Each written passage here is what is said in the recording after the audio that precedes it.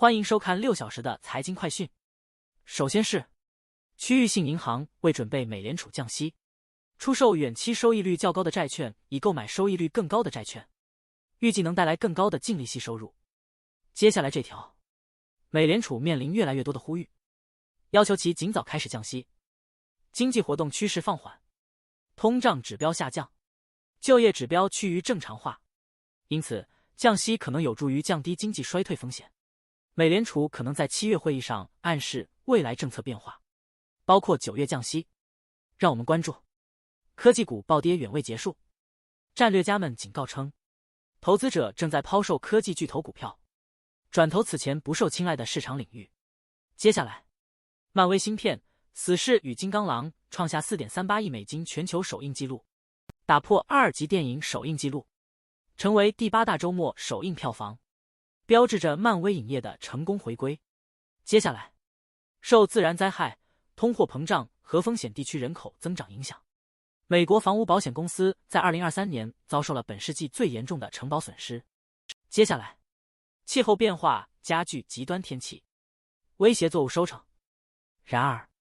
传统耕作方式保险不足，而再生农业可通过固碳和减少温室气体排放来应对气候变化，但保险业仍阻碍其发展。下一条，2024年飓风季来袭，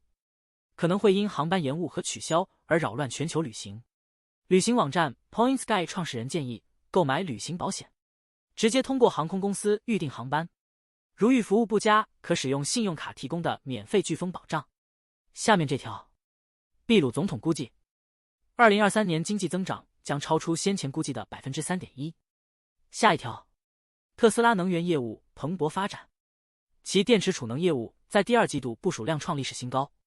收入和毛利均创纪录，得益于强劲的运营杠杆。该业务的毛利率从1年前的 18.4% 扩大至 24.6%。特斯拉能源的快速增长和盈利能力使其越来越像亚马逊旗下的 AWS 云业务，成为公司利润的重要组成部分。让我们关注美国坦帕湾地区住房建设繁荣，降低了通胀率，使该地区成为通胀率最低的大都市区之一。相反，受到住房短缺困扰的檀香山，通胀率最高。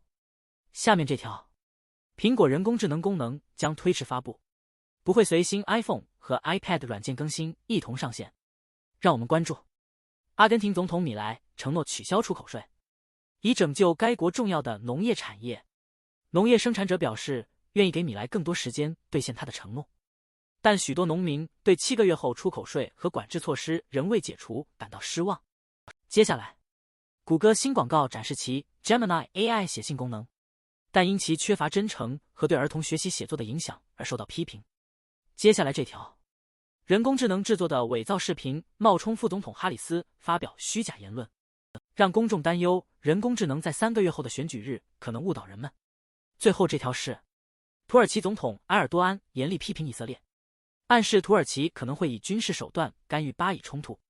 就像在其他冲突中所做的那样。以上是过去6小时的财经快讯，